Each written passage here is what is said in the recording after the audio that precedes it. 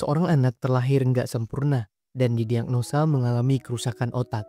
Namun, berkat dari perjuangan seorang ibu yang gak pernah lelah merawat dan membimbingnya, membuat anak itu menjadi atlet lari terkenal hingga mencatatkan rekor pelari tercepat di dunia yang tak terkalahkan. Film yang Mimin ceritakan ini adalah film yang sangat menginspirasi yang diangkat dari sebuah kisah nyata yang menceritakan seorang atlet Paralimpik pertama yang berhasil mencatatkan rekor dunia.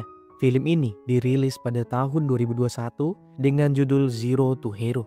Semoga alur cerita film kali ini bisa diambil hikmahnya dan langsung aja kita masuk ke alur ceritanya.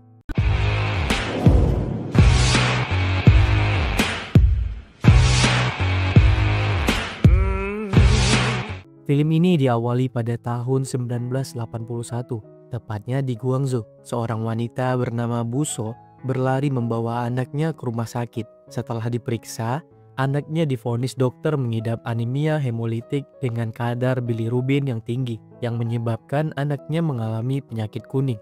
Penyakit itu membuat bagian otak yang mengendalikan ototnya rusak secara permanen. Dokter pun memberikan solusi supaya dilakukan pertukaran transfusi. Walaupun operasi ini berjalan lancar, namun anaknya tetap nggak bisa tumbuh dengan normal. Mendengarkan hal itu, Buso menjadi sangat terpukul. Dia pun meminta dokter segera melakukan operasi tersebut karena baginya yang terpenting adalah keselamatan anaknya. 4 tahun berlalu. Di tahun 1985, kini Buso harus menerima kenyataan hidup dan harus merawat anaknya yang lumpuh. Anak laki-laki yang berumur 4 tahun ini diberi nama Sowawai. Ketika Wawai berusia 4 tahun, Buso kembali mengecek kondisi Wawai ke salah satu rumah sakit di Hong Kong. Namun, kondisi Wawai tetap nggak ada perubahan. Wawai memiliki riwayat atrofi dan akibat kelumpuhan otaknya membuat otot bagian bawahnya lemah dan bentuk ototnya pun berbeda dengan orang yang normal. Jika di usia sekarang, Wawai belum bisa berjalan, maka kemungkinan untuk Wawai bisa berjalan sendiri di masa depan sangat kecil. Gak hanya itu, Wawai juga menderita gangguan pendengaran dan terpaksa harus menggunakan alat bantu pendengaran. Mengetahui hal itu, Buso terpaksa menjual jam tangannya agar bisa membelikan Wawai alat bantu dengar. Saat ingin pulang, Buso memberi Wawai sebotol air. Namun penjual itu kasihan melihat Wawai dan memutuskan untuk menggratiskannya. Namun Buso nggak terima karena dia nggak mau dikasihani karena anaknya yang nggak normal. Buso bisa dibilang adalah ibu yang terbaik. Dia nggak pernah meninggalkan Wawai sendirian. Bahkan ketika dia bekerja, Wawai tetap ikut dengannya. Suatu kesempatan ketika lagi bekerja, Buso menjadi panik karena Wawai menghilang. Setelah dicari-cari, ternyata Wawai ada di tumpukan pakaian. Buso pun bingung kenapa anaknya yang nggak bisa jalan bisa pindah. Buso berpikir, mungkinkah ada yang iseng memindahkan Wawai atau Wawai yang berjalan sendiri? Karena bingung, Buso pun membawa Wawai ke mesin pencuci pakaian. Dia meminta Wawai berjalan dan dia terus menyemangatinya. Namun, gak sama sekali membuat Wawai bergerak. Buso menjadi stres dan putus asa. Di waktu yang sama, Buso melihat keajaiban. Tiba-tiba, Wawai dapat berdiri. Dengan memegang besi sebagai pegangan, Wawai bisa berdiri sendiri. Hal itu tentu membuat Buso menjadi terharu dan bahagia.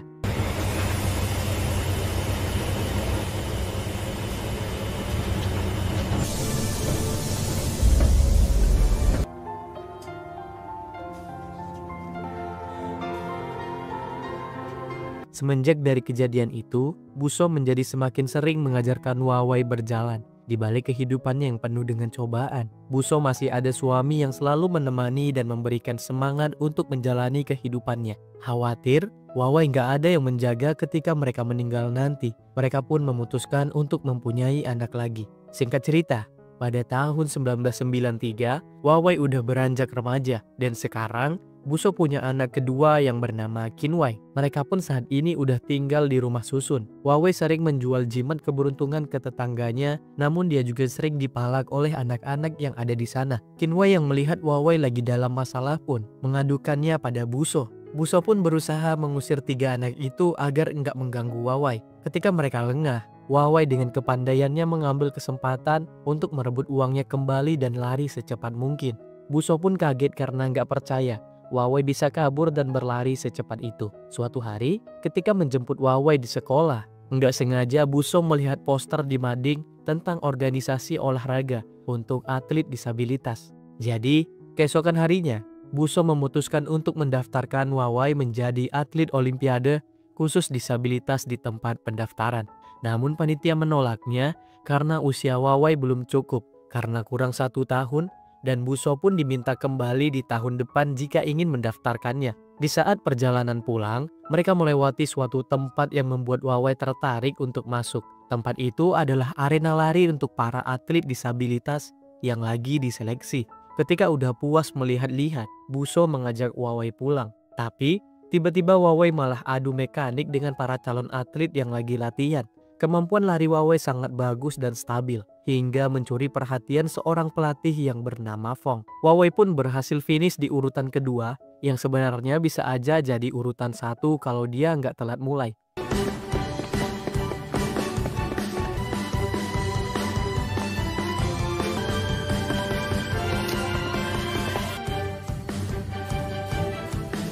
Pelatih Fong pun segera menghampiri Buso dan mengundang Wawai untuk latihan dengannya. Hal itu tentu membuat Buso senang karena nggak harus menunggu tahun depan untuk Wawai mendapatkan kesempatan latihan. Singkat cerita, tibalah hari pertama Wawai latihan.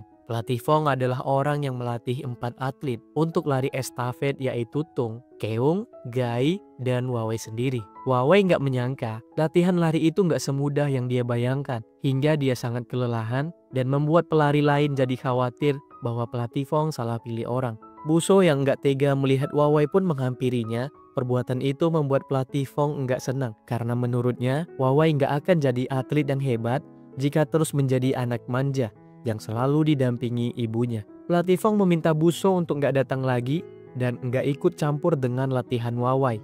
Ketika istirahat latihan, Wawai bertemu dengan seorang wanita yang bernama Gil, yang merupakan adik dari pelatih Fong. Di kesempatan itu, Wawai menanyakan tentang seorang pelari yang bernama Traintung, yang berlari dengan kantong plastik di kepalanya. Dia nggak menyangka, walaupun Tung seperti orang gila, namun menurut rumor, dia bisa lari lebih cepat dari kereta api. Makanya orang-orang memanggilnya sebagai Traintung. Mendengarkan hal itu, Wawai pun jadi kagum padanya. Latihan demi latihan dia lewati dengan latihan yang keras dari pelatih Fong. Namun kemampuan Wawai masih nggak ada kemajuan. Pelatih Fong nggak percaya dengan hasil latihannya. Karena pada saat pertama kali melihat Wawai, pelatih Fong kagum dengan kemampuannya karena nggak ada pelari pemula yang bisa memiliki langkah yang stabil serta cepat dan kuat seperti Wawai. Di suatu waktu, Gai pun memberitahunya tentang pelatih Fong yang melatih dirinya dengan sangat keras. Gai mengatakan bahwa pelatih Fong melihat ada potensi lebih dari Wawai dan ingin Wawai bisa menggantikan posisinya di tim lari estafet tersebut. Ternyata, dulu pelatih Fong juga seorang atlet. Bahkan di Paralimpiade akhirnya, mereka bisa saja memenangkan medali emas. Namun, dikarenakan ada kesalahan pada timnya, membuat mereka gagal meraih medali. Hal itu membuat pelatih Fong sangat terpukul, karena itu adalah kesempatan terakhir baginya untuk meraih medali. Kini, pelatih Fong sudah pensiun karena umur yang udah tua dan juga cedera pada pinggangnya, sehingga saat ini memutuskan untuk menjadi pelatih. Keesokan harinya, pelatih Fong memberitahu timnya bahwa dia akan merubah strategi. Dia akan menempatkan Wawai di pelari terakhir karena melihat keseimbangan Wawai yang gak baik. Sangat beresiko jika menempatkannya di posisi pertama. Namun keputusan itu membuat Tung marah. Dia nggak mau posisinya sebagai pelari terakhir digantikan. Tung memutuskan pergi dan keluar dari tim. Dia hanya mau ikut kalau Wawai bisa berlari di bawah 15 detik. Pelatih Fong sangat menyayangkan kejadian ini karena harus kehilangan pelari tercepatnya. Hari demi hari mereka latihan. Namun sayang, latihan Wawai nggak ada peningkatan. Hingga di suatu malam, Wawai menjadi frustasi dan menangis sambil membungkus kepalanya dengan kantong plastik seperti Tung. Tangisan itu terdengar oleh Buso dan dia pun menghampirinya. Wawai curhat pada Buso, kenapa dia nggak bisa lari sekencang mungkin. Padahal dia udah berusaha keras. Mendengarkan hal itu, Buso mencoba memberikan motivasi dan menghibur Wawai. Keesokan harinya, untuk membantu Wawai, Buso memutuskan untuk mendampinginya. Hari demi hari, Buso melatihnya, bahkan Buso juga mengajak Wawai latihan balapan dengan kereta api seperti itu. Apalagi Wawai memang mengagumi sosok rekan satu timnya itu. Wawai udah berlatih dengan sangat keras dengan Buso. Namun pada saat sesi latihan bersama dengan pelatih Fong, Wawai juga belum bisa mencapai target waktu yang diinginkan. Walaupun catatan waktunya lebih baik dari yang kemarin, tapi target waktu di bawah 15 detik masih enggak tercapai. Di tempat lain, Tung yang penasaran dengan latihan timnya pun tetap memantau dari luar pagar. Di waktu yang sama, Buso juga ke tempat itu karena disitulah pelatih Fong mengizinkannya mengamati Wawai. Di kesempatannya itu, Buso memberitahu Tung bahwa Wawai selama ini sangat kagum dengannya dan Wawai udah berusaha sekeras mungkin untuk bisa lari secepat dan sekencang Tung. Mendengarkan hal itu, Tung menurunkan egonya dan memilih untuk masuk ke lapangan. Dikiranya Tung bakal marah-marah, ternyata dia memaksa Wawai untuk mengerahkan seluruh kemampuannya.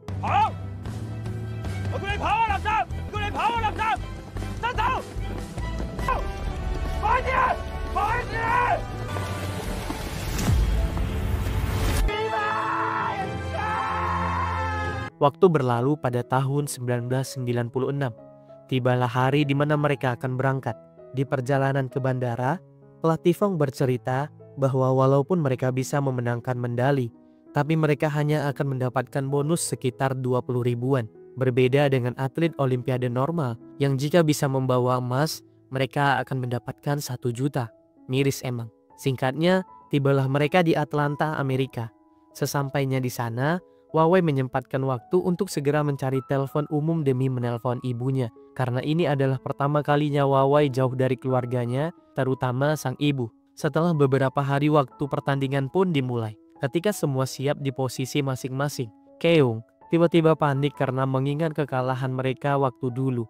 Untuk aja pelatih Fong yang menyadari hal itu, berhasil meyakinkan hingga dia pun siap melakukan pertandingan itu. Di lain tempat, Buso dan semua orang yang ada di Hong Kong ikut menyaksikan siaran langsung perlombaan itu di TV. Pertandingan pun dimulai. Keung sebagai pelari pertama pun berhasil bersaing walaupun sempat tersandung, tapi untungnya tongkat berhasil diserahkan kepada Gai sebagai pelari kedua. Mudah aja bagi Gai berlari kepada Tung yang udah menunggu. Tung sebagai pelari tercepat tentunya bisa melewati semua pelari dengan mudah. Hingga tongkat diserahkan pada Wawai. Ketika itu, Wawai sempat ketinggalan, tapi dia berhasil mempersempit jarak hingga berhasil finish bersama dengan pelari Jepang dan Amerika. Tayangan ulang pun dimainkan. Luar biasa.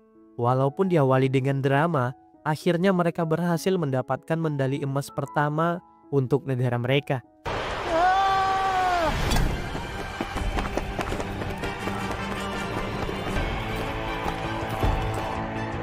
It's just at the line. Japan. Singkat cerita, ketika mereka kembali ke Hong Kong, mereka disambut meriah oleh masyarakat dan para awak media.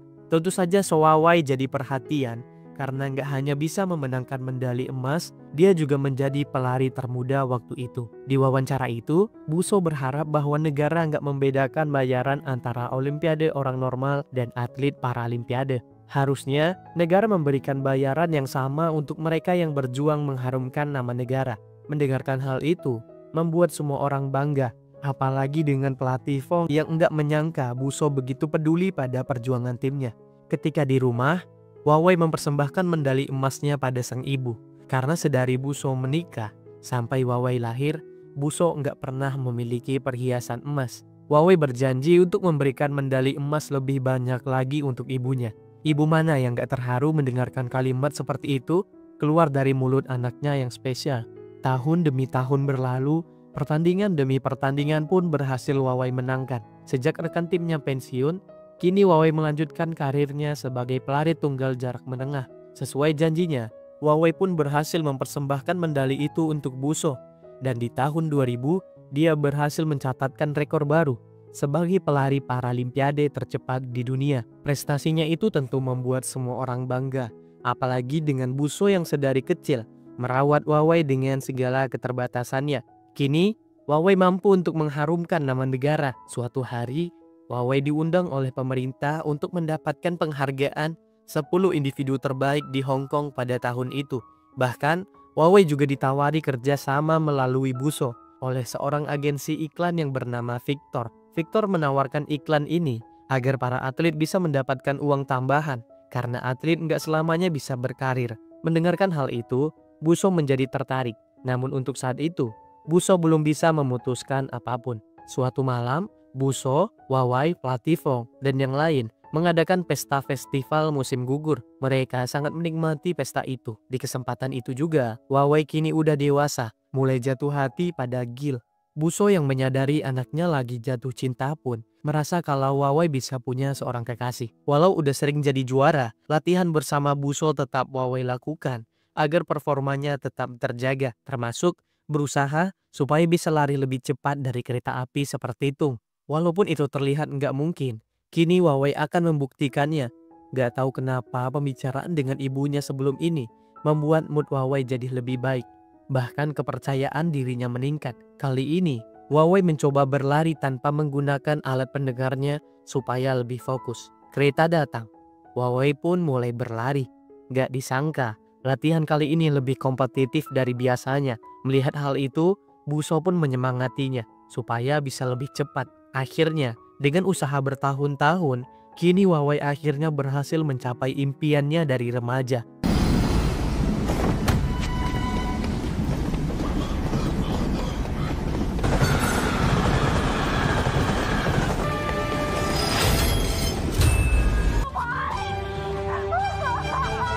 Singkat cerita, pada tahun 2006, Buso, Wawai, dan Kinwai mendapatkan kabar bahwa ayahnya masuk rumah sakit karena mengalami kecelakaan kerja. Karena uangnya nggak cukup untuk biaya rumah sakit dan untuk kebutuhan sehari-hari mereka, Wawai meminta izin kepada Buso untuk ikut bekerja. Namun, Buso menolaknya karena menurutnya dia masih bisa mencari kerjaan tambahan dan meminta Wawai tetap fokus pada latihan.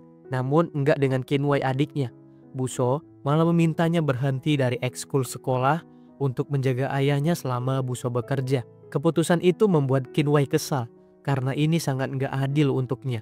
Ketika di rumah, Buso mencoba menghitung sisa uang tabungannya, namun jumlahnya enggak cukup. Hingga seketika, dia pun kepikiran dengan tawaran iklan dari Victor waktu itu. Namun pada saat ini, sangat sulit untuk mencari iklan karena nggak ada yang mau menggunakan atlet sebagai iklan jika Olimpiade masih lama. Terpaksa, Buso harus bekerja keras untuk mencukupi kebutuhan rumah tangga. Lain halnya dengan Kinwai. Di suatu waktu, dia malah menjual medali emas Wawai supaya dapat uang. Untungnya perbuatan itu ketahuan oleh gurunya dan Buso pun diberitahu. Hal itu tentu membuat Buso kesal dan marah pada Kinwai. Bisa-bisanya dia menjual semua penghargaan Wawai yang dia dapat dengan keringat dan darah. Pertengkaran hebat pun terjadi di antara mereka. Sampai akhirnya, Kinwai pun mengeluarkan unek-uneknya selama ini. Karena dari kecil, Buso hanya memperhatikan Wawai dan nggak pernah memperhatikan Kinwai. Bahkan, Kinwai juga berpikir, apakah Kinwai dilahirkan hanya untuk mengurus Wawai jika Buso sudah meninggal? Mendengarkan hal itu, Buso menjadi sangat sedih dan Kinwai pun pergi dengan kekecewaan. Wawai mencoba menenangkan Buso dengan hati yang sangat tegar.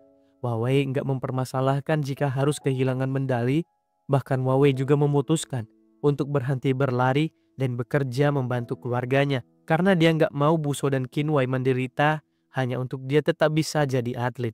Walaupun di hati Wawai masih ingin melanjutkan karirnya, namun dengan keadaan ini, sudah waktunya dia membalas budi orang tuanya.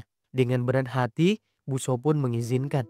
Keesokan harinya, Wawai mulai bekerja untuk yang pertama kali dengan menjadi seorang kurir yang mengantarkan paket dari rumah ke rumah. Walaupun sangat melelahkan, mau nggak mau dia harus melakukannya.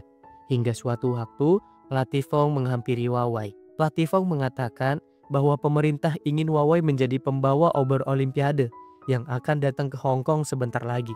Namun permintaan itu langsung ditolak Wawai karena mengingat ayahnya yang masih sakit dan ada kebutuhan keluarga yang harus dipenuhi.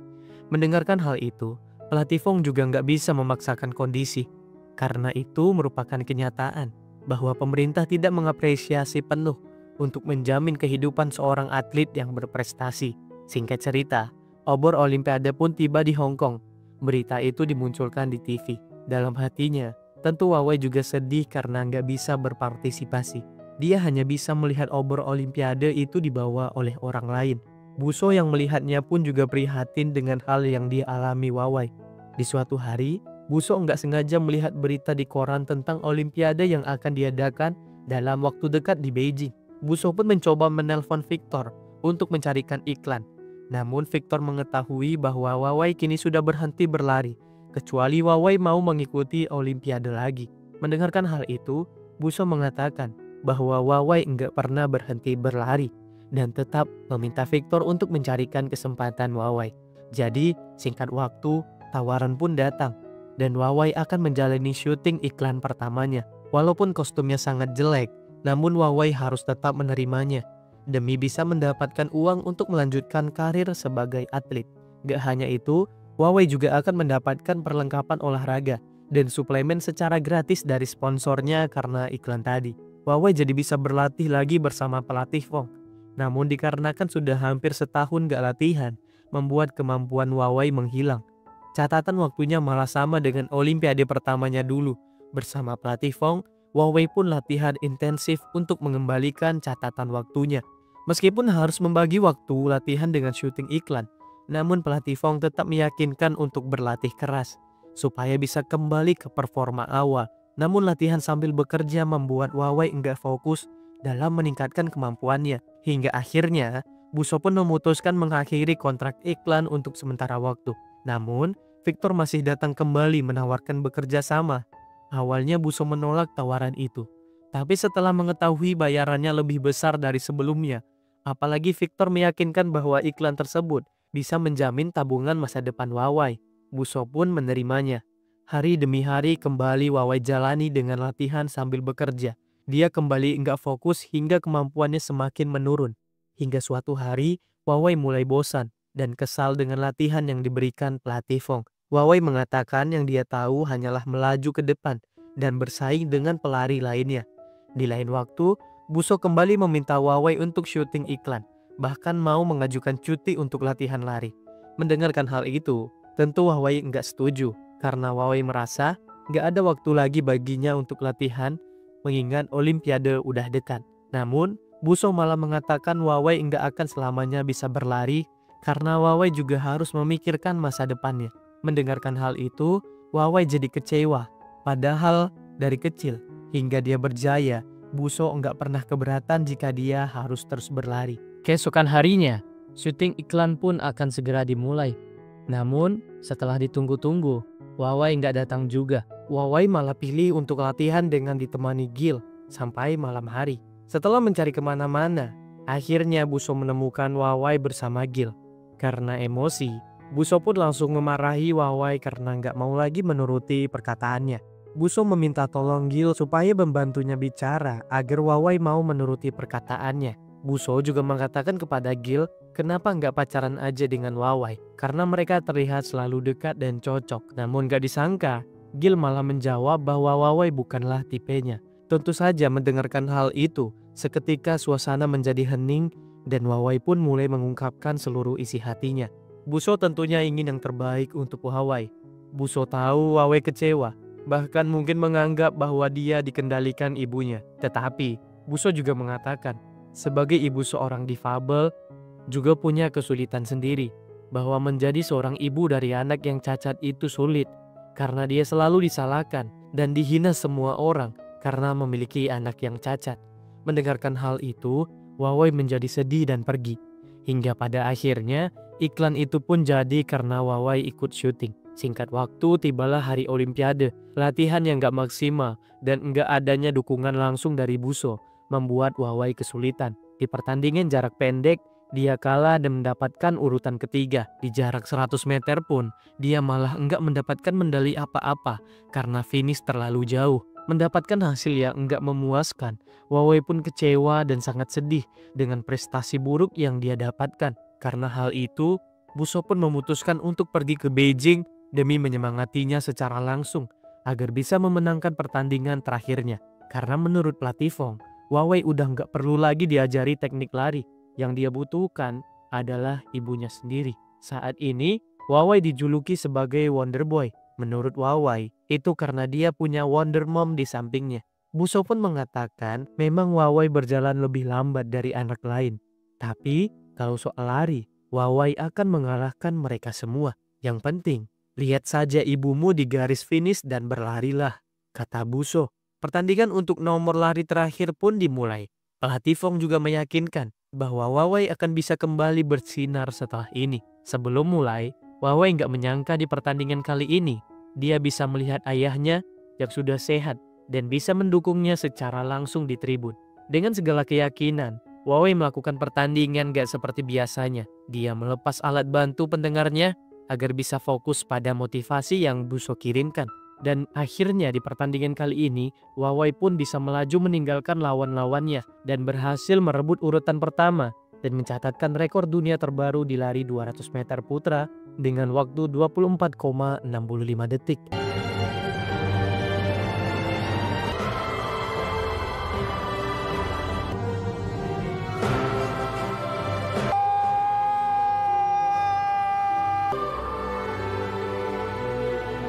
Kemenangan itu membuat dia kembali terkenal dan membuat semua orang bangga padanya. Hingga saat ini pun, dia masih menjadi pemegang rekor dunia sebagai pelari tercepat Paralimpiade di kategori ini. Film ini, walaupun bukan untuk kita tiru, tapi tentunya bisa kita teladani. So Wawai mengajarkan kita tentang melampaui keterbatasan, dan itu dikarenakan ada hero atau pahlawan yang selalu menemaninya, yaitu sang ibu. Mungkin itu aja buat video kali ini. Terima kasih yang sudah menonton, sampai jumpa di video selanjutnya.